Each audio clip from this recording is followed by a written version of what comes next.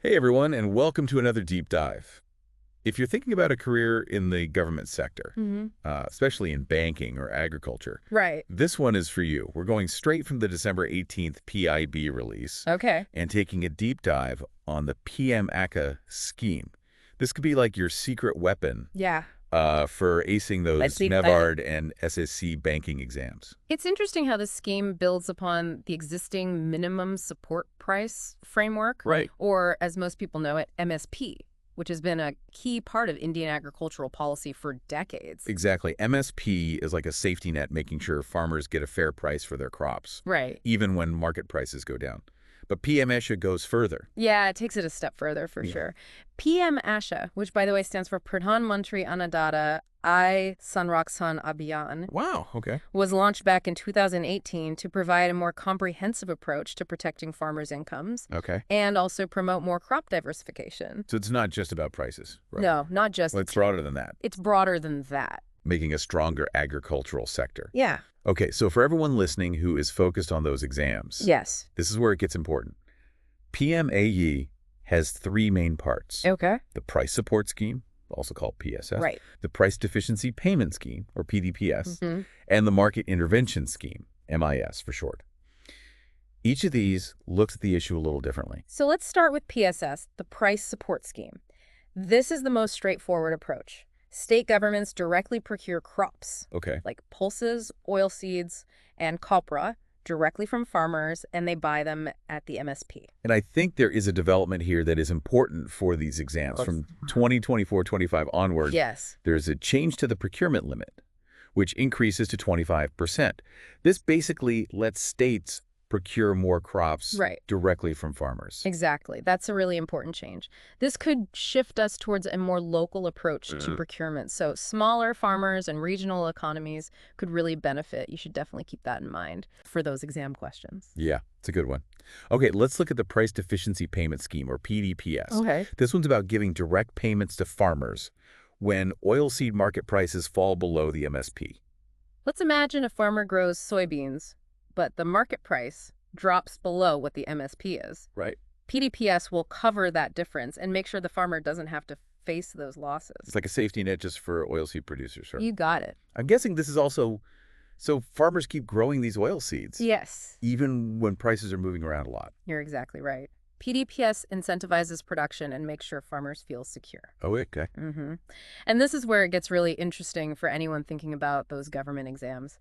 Farmers have to register to be eligible for PDPS. Okay. And they also have to sell their produce in a transparent auction Right. at specific market yards. So it's not just about making sure farmers have good incomes, Yeah, right? right. It's also about making the system transparent and accountable.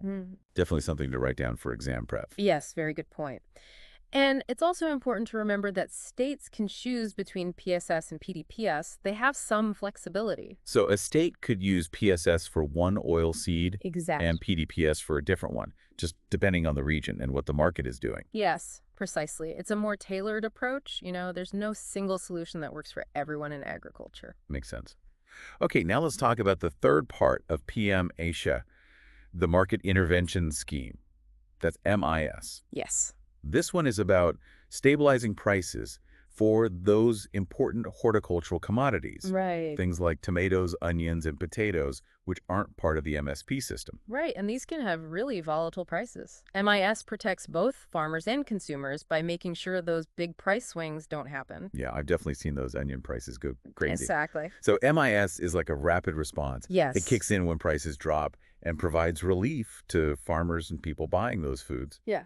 Exactly. And it's different from PSS because PSS buys the crops, but MIS lets states just make direct payments to farmers Right. to make up the difference between the market price and a set intervention price. So it's more targeted, Yes. and it gives the states flexibility to respond to what the market is doing. Yeah. But how do they know when to intervene? Good question. It's usually at the request of state governments and only when market prices fall at least 10% compared to the normal price for that season.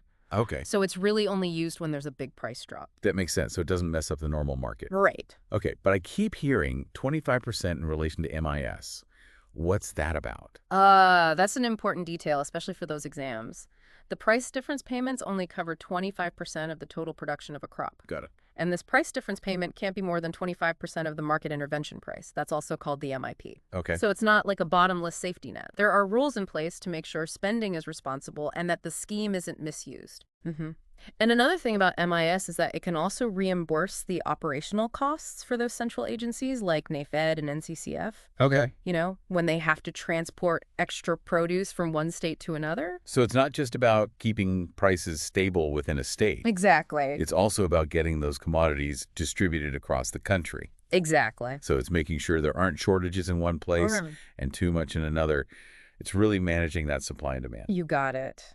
And that's a key point of MIS. It's all about creating a better, more stable market that helps both producers and consumers. And for our listeners who are preparing for those government exams, Yes. PIB is a treasure trove of potential questions. Oh, yeah. It's something that shows the government wants to support agriculture and make sure the country has food security.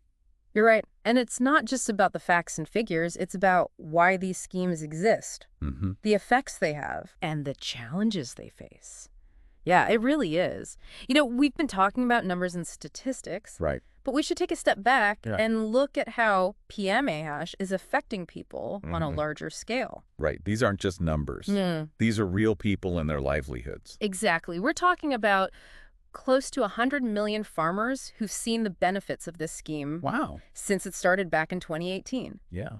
That just shows how big and impactful this initiative is, especially for small and marginal farmers who are really essential to Indian agriculture. So PMASH is giving them that safety net, Exactly. helping them deal with all the uncertainty in the market and feel more secure when they invest in their farms. That's a great point. And you know, when farmers feel more confident, it can have a big impact. Right. How so?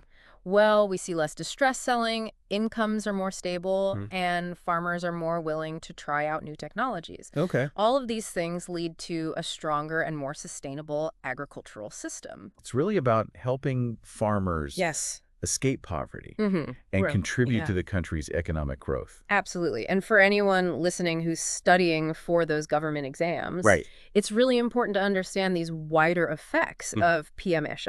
Yeah. You know, it's not just knowing the parts of the scheme. It's about seeing how it fits into India's overall agricultural policies and what that means for things like food security, inflation, and the economy as a whole. Okay, so before we finish up, remember we mentioned something special for everyone focusing on those exams. Well, we're putting on a live Q&A session just about PMASH. Oh, wow. That's great. This is your chance to ask anything you want, clear up any doubts, and really get a solid grasp on this important topic. We'll be diving deep into all the exam-relevant stuff, like the key parts of each component of PMASH, potential questions where you have to compare things, and even give you some tips on how to answer those tough analytical questions that examiners love to ask. Right. Yeah, those are the worst. So mark your calendars. Yes. And make sure to join us for that live Q&A session. We'll be posting all the information on social media, so keep an eye out. And while you're at it, hit that like button, subscribe to our channel, and share this episode with anyone else who's studying for these exams. You got it. Because knowledge is power, right? Absolutely. And when you're competing to get into government, every little bit of knowledge helps. We'll see you at the live Q&A. Until then, happy studying, everyone.